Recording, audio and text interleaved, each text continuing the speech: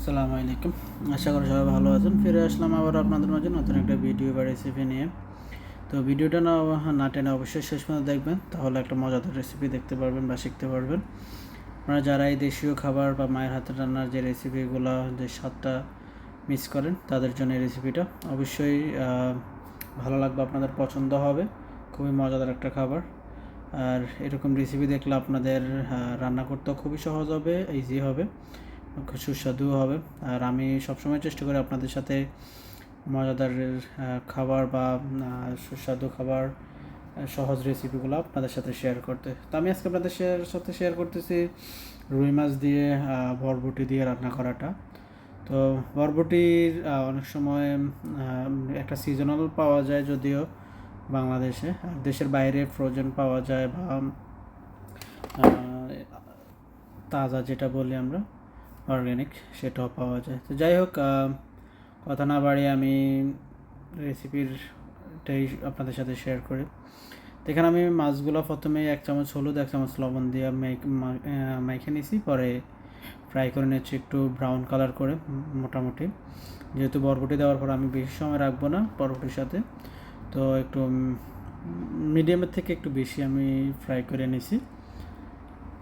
এরপরে ফ্রাই হওয়া শেষ করে আমি এখন পেঁয়াজ মরিচ এগুলো একটু সিদ্ধ করে নেব।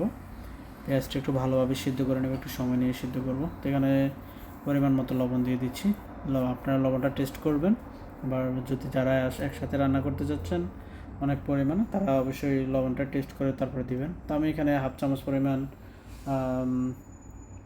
আদা আর 1/2 চামচ হলুদের গুঁড়া, 1/2 চামচ থেকে একটু কম মরিচের গুঁড়া দিয়েছি, জিরা গুঁড়া দিয়েছি 1 চিমটি। এগুলো দিয়ে আমি মশলাটা একটু ভালোভাবে কষিয়ে নিচ্ছি, তাহলে আমার টেস্টটা ভালো হবে। তো মশলা কষানোর মাঝখান দিয়ে আমি বরবটিটা কেটে নিচ্ছি একটু বড় সাইজ করে। ছোটো সাইজ করলে দেখা গেছে এটা হয় কি গলে যেতে পারে, বা আর বেশি নরম হয়ে গেলে তখন এটা ভেঙে যাবে অনেক। এই জন্য বড়ো সাইজ করে নিলে হয় একটু আস্ত থাকবে, তাহলে খেতেও মজা হবে, ভালোই হবে।